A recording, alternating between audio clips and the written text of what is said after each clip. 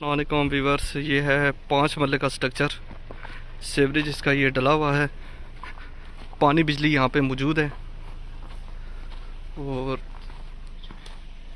ये देख सकते हैं जैसे हम अंदर एंटर होते हैं, ये इसका वाटर टैंक। और वाटर टैंक के साथ ही ये एक रूम ये है, ड्राइंग रूम। और ये इसका कारपोच।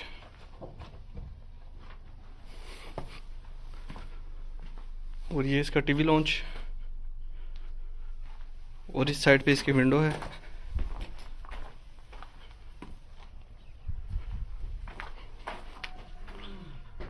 और इसके साथ एक रूम ये। और इसके साथ आगे अटैच वॉशरूम।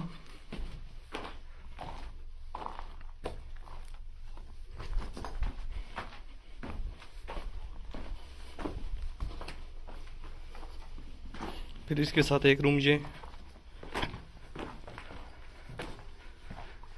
फिर ये वेंटिलेशन के लिए इसकी जगह दी गई है।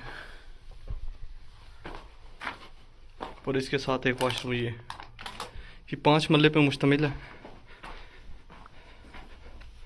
और ये मेन 40 फुट रोड इसके इस साइड पे है। और 40 फुट रोड ये बाहर मेन। ये देख सकते हैं इसकी ये सारी सेवरेज वगैरह डली हुई।